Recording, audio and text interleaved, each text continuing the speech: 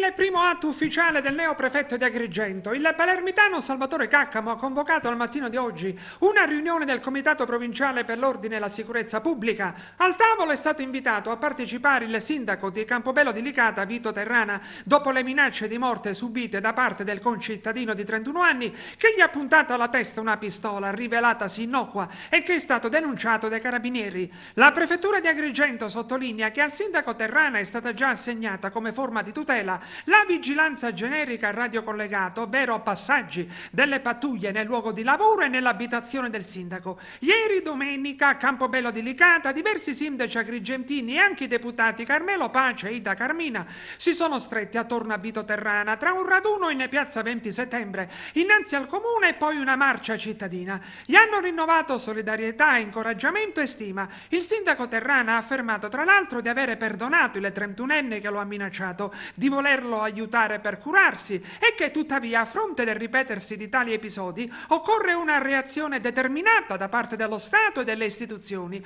al riparo degli amministratori pubblici impegnati ogni giorno nella difficile trincea della gestione del territorio.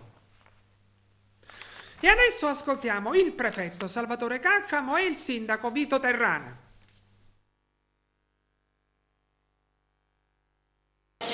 Allora, voglio premettere che col sindaco abbiamo fatto una disamina generale un po' della situazione dell'ordine e della sicurezza pubblica nel territorio comunale di Campobello di Licata, però segnatamente ci siamo soffermati sull'ultimo episodio di cui è rimasto vittima il primo cittadino.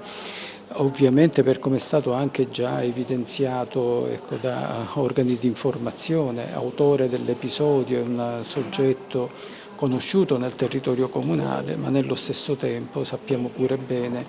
che si tratta di una persona che presenta alcune problematiche a livello psicologico. È proprio su questo che abbiamo voluto concentrare l'attenzione, perché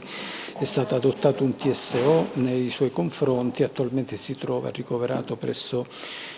l'ospedale di Agrigento al reparto psichiatrico, però come tutti sappiamo questi provvedimenti hanno una durata temporale circoscritta, e per questo motivo che vogliamo agire con l'autorità giudiziaria, perché la gravità del reato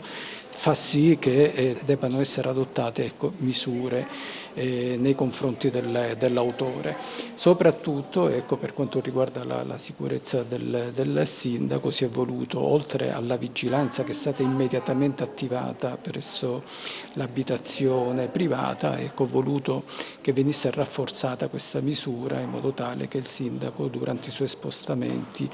possa essere assistito dalle forze di polizia, in modo particolare dall'Arma Carabinieri locale. Quindi questo per garantire al primo cittadino di poter svolgere serenamente e portare avanti il suo mandato nel migliore dei modi. Questa è una misura che sicuramente verrà mantenuta nel proseguo, in attesa dello sviluppo delle indagini che, come detto, sono state avviate dall'Arma Carabinieri, ma in modo particolare anche in relazione ai provvedimenti che verranno adottati dall'autorità giudiziaria. La vicinanza delle istituzioni tutte, di Sua Eccellenza il signor Prefetto, dell'Arma dei Carabinieri, del signor Questore, del Comando Provinciale della Guardia di Finanza, della locale stazione dei Carabinieri, ce l'ho avuta sin da subito, così come la vicinanza del mondo politico. Chiedevo un atto decisivo da parte dello Stato, non necessariamente alla scorta, ma come dire, il soggetto in questione non va curato, va, come dire, un soggetto che va attenzionato e non può essere sicuramente lasciato in giro a Campobello nelle condizioni psichiatriche e psicologiche